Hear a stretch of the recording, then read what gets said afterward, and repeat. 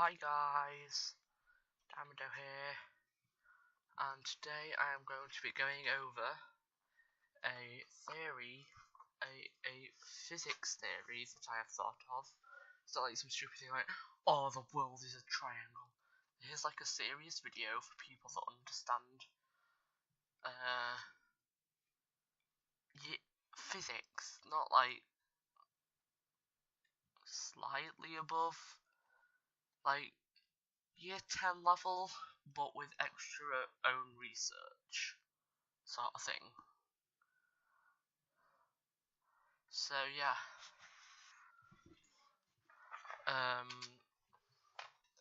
I've got this style where I have all the separate things. Yeah.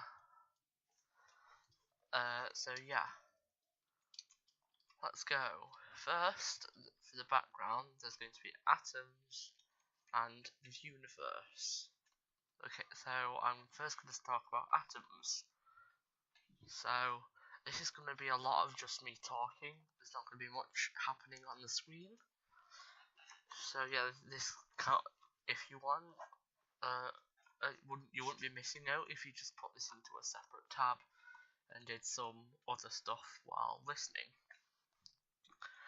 The atom was first proposed in 1808 by John Dalton as tiny particles that everything is made up of.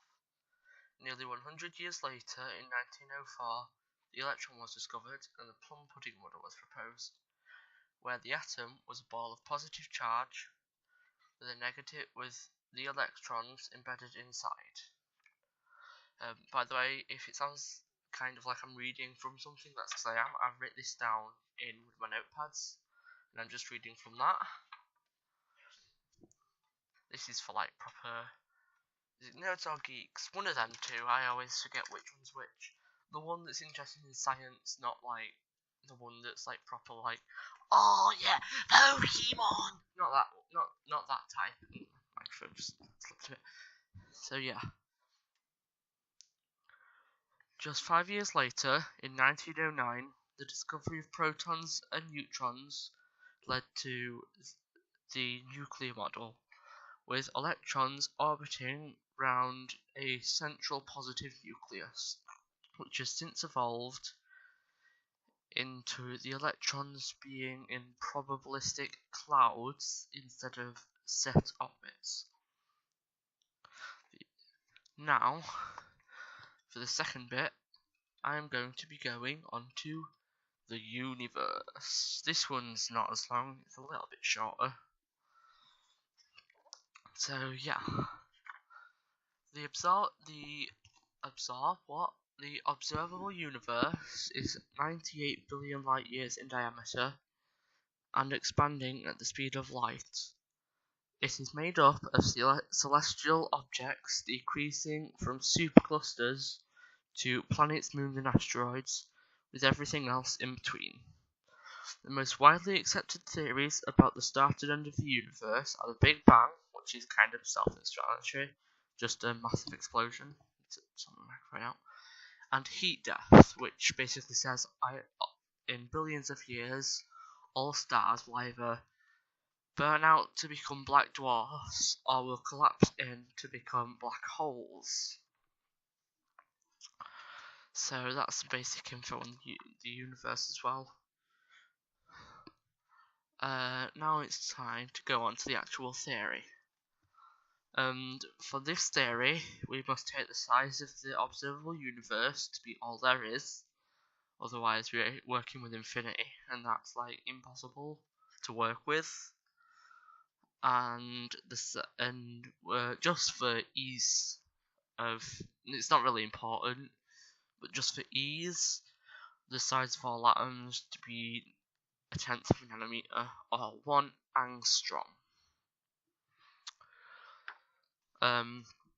Also, we must take into consideration the first law of something or other.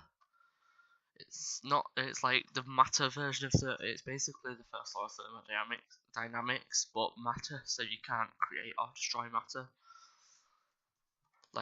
So this is just going to be going on to just me reading out the theory now.